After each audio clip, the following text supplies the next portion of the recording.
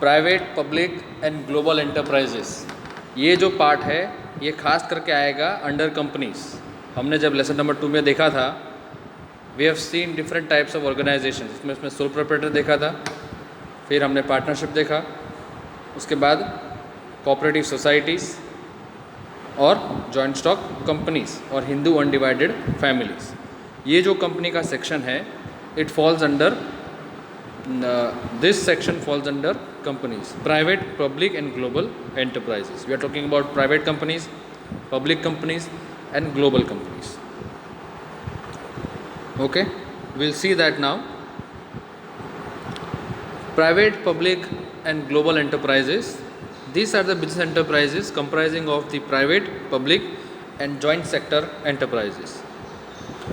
Business enterprise is basically of three types: public sector, private sector and joint sector enterprise.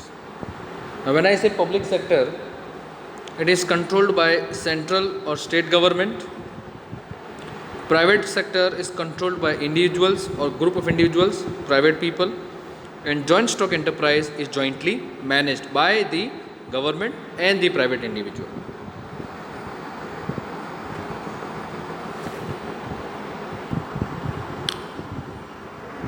The three enterprises are distinguished on the basis of ownership, management and control. अब ये जो तीन नाम आपको दिख रहे हैं, public sector, private sector और जॉइंट सेक्टर, ये नाम आते कैसे? सो दिस थ्री सेक्टर्स और this names are distinguished on the basis of ownership, management and control. इसका मालिक कौन है, इसको मैनेज कौन करता है, इसको कंट्रोल कौन करता है? सबसे पहली बात पब्लिक सेक्टर एंटरप्राइजेस की। Now this type of enterprise is wholly or partially managed and controlled by the central or state government. जो public sector enterprises हैं, ये enterprises they are wholly और partly, या तो आधा या तो पूरा managed and controlled by the central or state government. Then you have private sector enterprises. This type of enterprise is managed and controlled by individuals or a group of individuals. इसको control करने के लिए या तो कोई व्यक्ति है या तो व्यक्तियों का ग्रुप है। Then you have the joint sector enterprise. This type of enterprise is jointly managed and controlled by both individuals and the government. Okay, joint stock के अंदर पब्लिक कंपनी और प्राइवेट कंपनीज यानी उनके ओनर्स जो हैं government और individual people, दोनों साथ में मिलकर they run the business. Let us see the difference between this three basic differences. First is ownership. So private sector enterprises are owned by private individuals, public sector enterprises are owned by the state और the central government. Their primary objective और prime objective of private sector enterprise is to gain profit, where public sector enterprises they focus on public welfare. क्योंकि government run companies है तो जाहिर सी बात यहाँ पे M profit कमाना नहीं हो सकता, they have to work for the welfare of the people. Management. Now private sector enterprises are manage by professional managers which are hired, but in public enterprises they are run by the bureaucrats और the government officers. Then accountability. Private sector enterprise is accountable to the owners only, public sector companies are accountable to the public. Political interference, नेताओं की दखलगिरी private sector में कम होती है और public sector में ज़्यादा। Decision making private sector में काफ़ी तेज़ होता है क्योंकि कुछ लोगों को ही तय करना है, पब्लिक सेक्टर में it is very slow process क्योंकि government has to take the decision. Forms of public sector enterprises, we are looking at the first type now.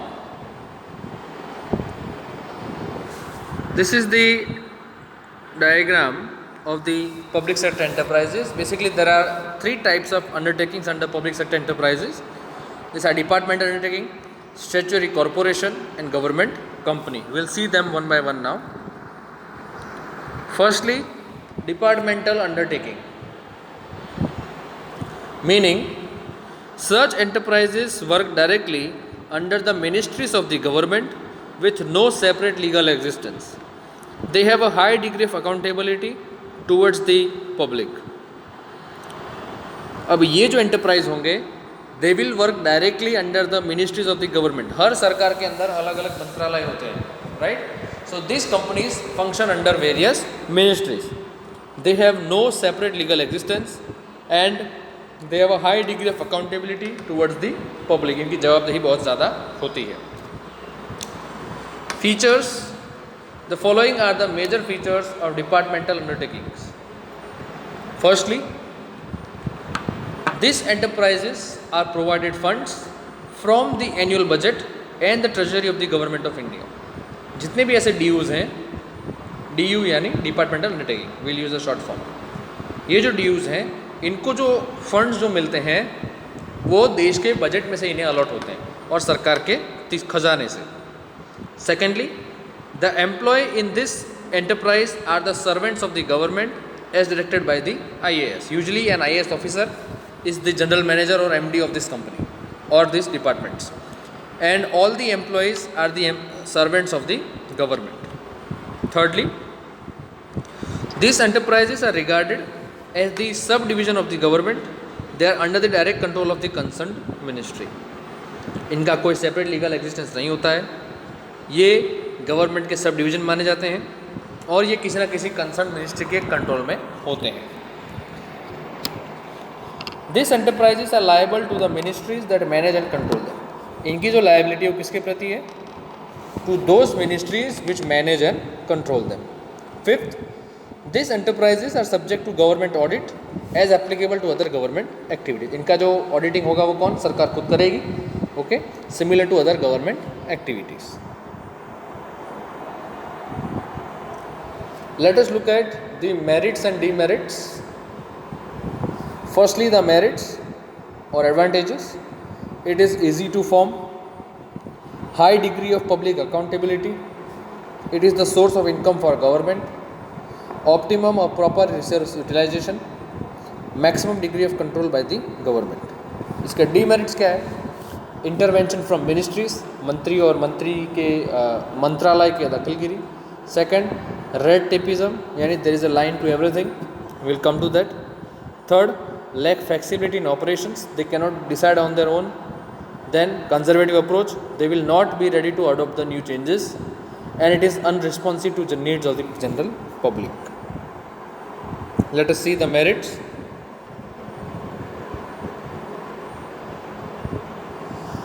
Following are the merits of department undertakings.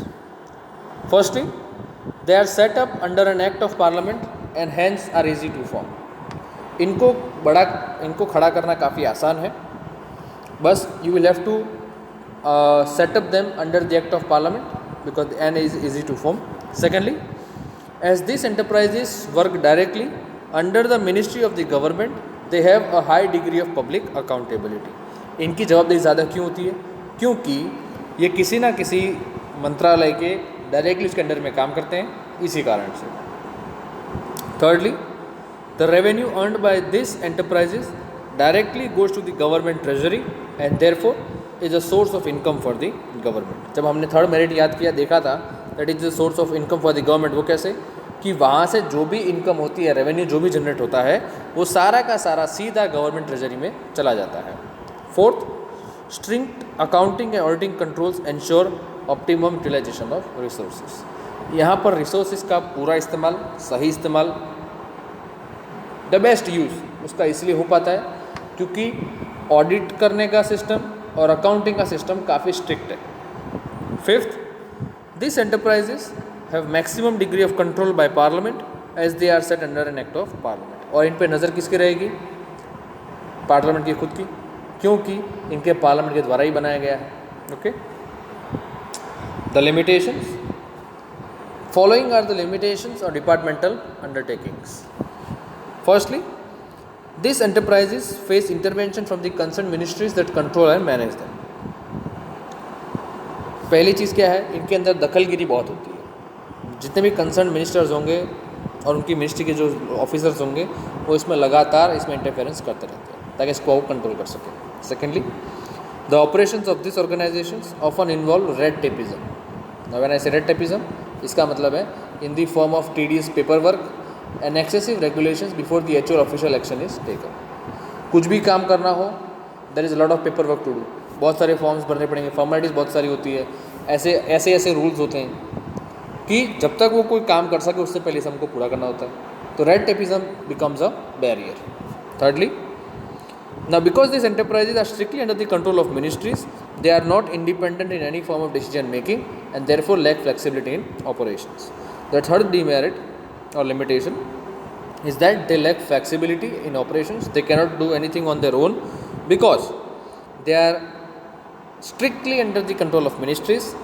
They are not independent in decision making. Fourth, these enterprises normally avoid undertaking risky projects and thus they are said to be conservative in their approach. They will not be ready to accept the change. They will not be ready to take up challenges and therefore they are conservative in nature because such enterprises normally avoid risky projects जिसमें loss का खतरा ज़्यादा रहता है. Now because of lack of competition and inefficient management, these undertakings are often considered unresponsive towards the needs of the general public. Competition की कमी के कारण, इनएफिशिएंट मैनेजमेंट के कारण ये जितने भी ऐसे ड्यूज़ हैं they are considered unresponsive towards the need of the general public because they will not perform as per the expectation, they will not work on their improvement. Suitability कि ये सूट कहाँ करता है, कहाँ पर ये चल सकता है.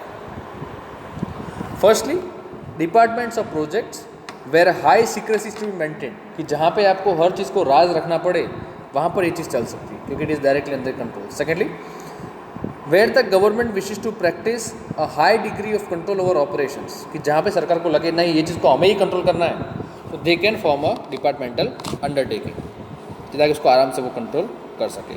इन cases where the undertaking has to be established for revenue generation and investment कि जहाँ पे आपको एक ही पर्पस हो कि यहाँ से हमको रेवेन्यू जनरेट हो और इन्वेस्टमेंट मिल सके, तो वहाँ पर ये चीज़ सूटेबल है.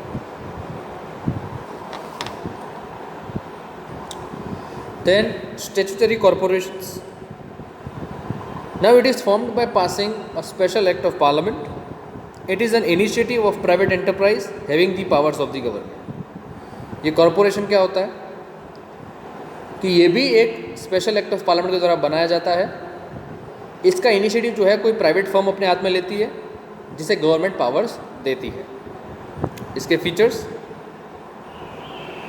This corporations are set up under an act of parliament with the objective and powers as defined by the act. Corporation के जो पावर होंगे वो गवर्नमेंट तय नहीं करेगी, इस एक्ट के अंदर पहले से ही क्लियर होगा कि इनका ऑब्जेक्टिव क्या रहेगा और इनके पावर्स क्या रहेंगे. Secondly they are wholly owned by the state. इसका जो ओनरशिप है वो पूरी की पूरी गवर्नमेंट के हाथ में होती है with ultimate financial responsibility on the government. Now when we say financial responsibility it means both profit and loss. फ़ायदा हुआ तो भी सरकार का, नुकसान हुआ तो भी सरकार का. Third, this corporations are independently financed. That means they can either borrow from the government और raise funds from the general public as per their discretion. उन ये कॉर्पोरेशन के ऊपर डिपेंड करेगा ओके कि वो फंड सरकार से लेना चाहती है या फिर पब्लिक से. whenever you hear the word corporation it forms under these things. Okay. Fourth,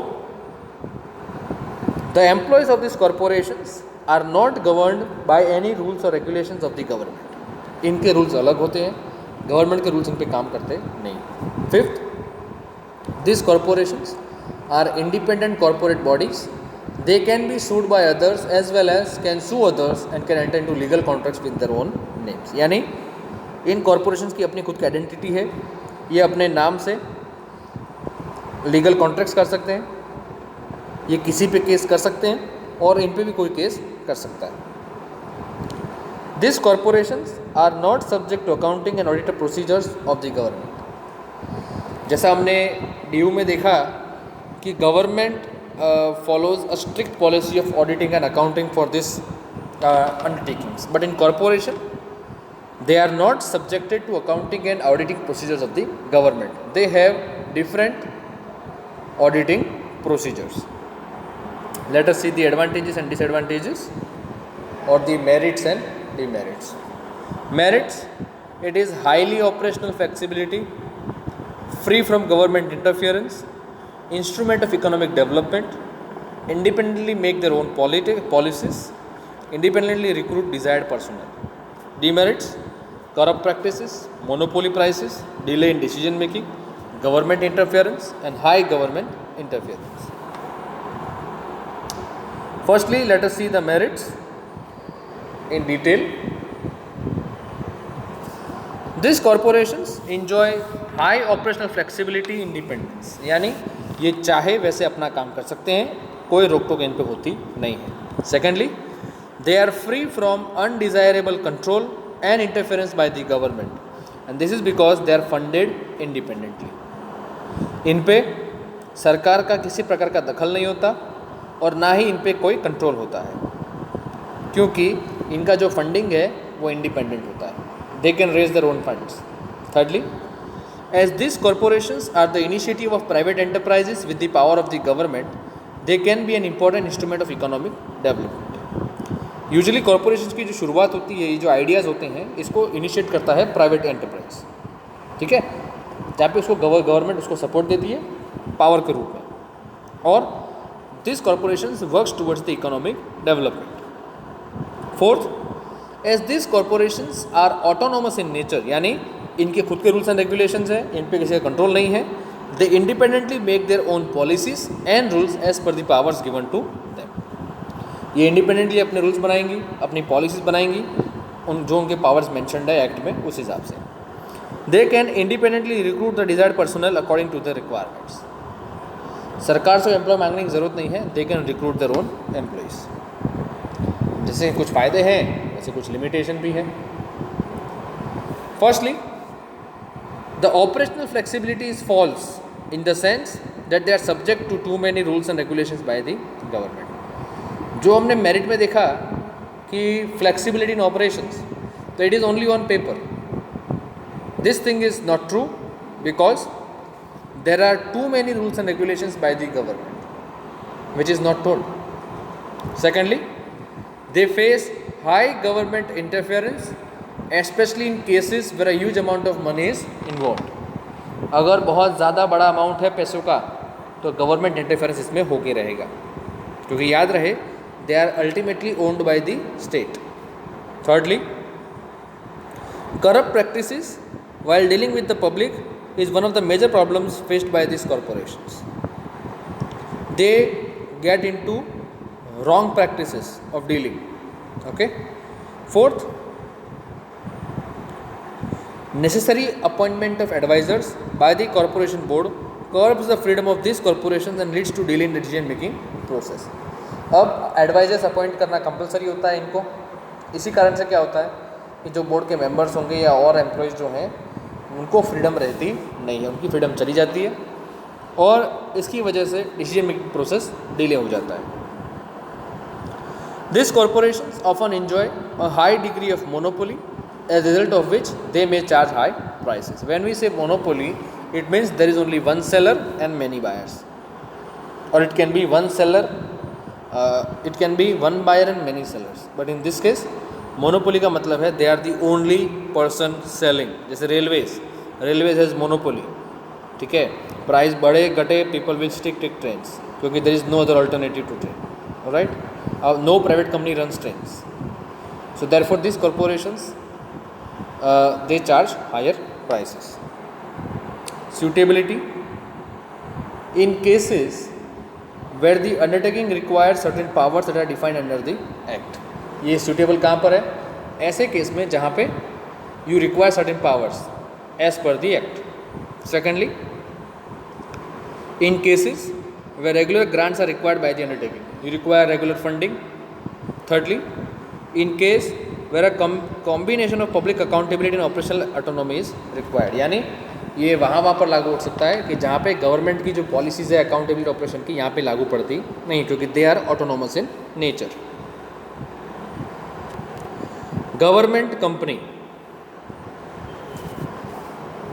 now it is a company established under the Indian Companies Act 1956 and now 2013 with at least 51% of the shares held either by the central or state government. Remember, 51% का मतलब होता है that the government holds majority of the shares, more than half, and whoever is holding 51% of the shares is automatically the owner. So in case of government companies, these companies are established under the Companies Act 1956 and now 2013, and here at least 51% of the shares should be owned by central or state government. Now, reasons why a government company form of organization is preferred over other forms in public sector. क्यों ऐसा? Firstly, maximum autonomy. You have maximum autonomy in the managerial elections and decision making process. आप free हैं इसको decision लेने के लिए. Secondly, no undue interference by the concern departments in its operation. जैसा ड्यू में था, कॉरपोरेशन में था कि गवर्नमेंट इंटरफेरेंस होता है, पब्लिक कंपनी में क्या है, कोई स्पेसिफिक मिनिस्ट्री इसमें इंटरफेयर नहीं कर पाएगी. थर्ड, कंपनी होने के कारण it has its own separate legal identity और entity.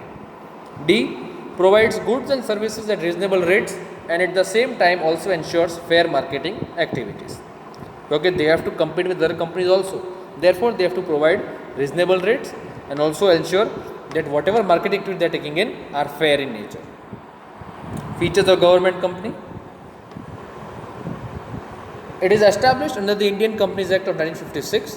Second, it is exempted from the accounting and audit rules and procedures. They have their own procedures. Thirdly, it enjoys independent funding. It can generate funds from government shareholders, private shareholders and even capital markets. Fourth, it is a separate legal entity. Accordingly, it can enter into legal contracts and acquire property in its name. We have seen in the form of companies, where companies acquire properties and contracts on their own name, because a company is a separate legal artificial person. Fifth, the provisions of the Companies Act regulate the management and operations of the government company. Okay, यहाँ पे BOD होगा, you have your the top management, your CEO, MD, then your middle level and then the bottom level. तो जो management structure होगा, it will be similar to a company. Sixth, the staffing process of a government company is subject to the rules and regulations mentioned in the MOU of the company. जो memorandum of understanding होगा, उसके अंदर mention होगा कि company के rules and regulations क्या है, किस बेस पर वो एम्प्लॉयज़ को अपॉइंट कर सकते हैं. उसी प्रकार से इसके फ़ायदे और नुकसान, द मेरिट्स एंड डिमेरिट्स.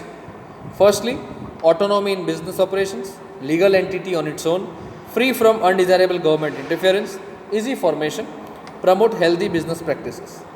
अब demerits, it is less relevance of the companies act, evades constitutional responsibility and management under the government control. We'll see them in detail now. Firstly, it enjoys autonomy in the daily business operations and management decisions, क्योंकि it has its own structure of management. Okay, the BOD is the highest authority in terms of decision making. Then you have your shareholders. Okay, secondly, it is a legal entity of its own, separate from the government. Okay, public company, government company will be totally different from the government. Thirdly, it is free from undesirable interference from the government. यहाँ पे government interference कम होता है, होता भी तो भी बहुत कम होता है. Provides goods and services at reasonable rates, thereby promoting healthy business practices in the society. Fifth, the formation of a government company is easy as a status is not required to be enacted for its formation. यानी government company को form करने के लिए you do not require any special act. It can be formed under the Companies Act. Limitations.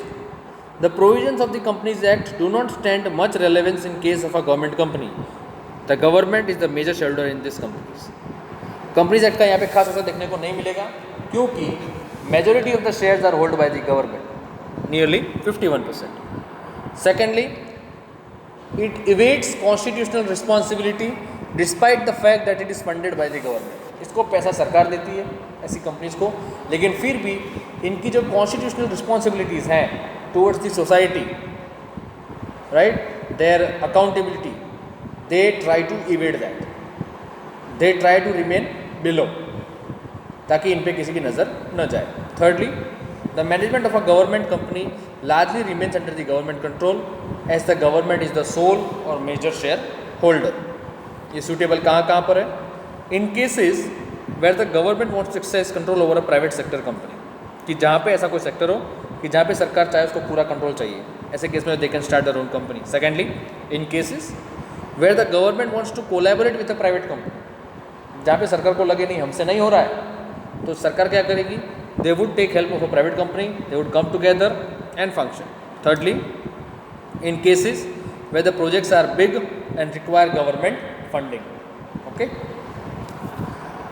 this is the difference between the public and all the three public sector enterprises: department, undertaking, statutory corporation, and government company. So when I say formation, DUs are formed by the ministry, corporation are formed by the special act of parliament, government companies are formed as per the Indian Companies Act of 1956. Ownership, it is wholly owned by the government departments.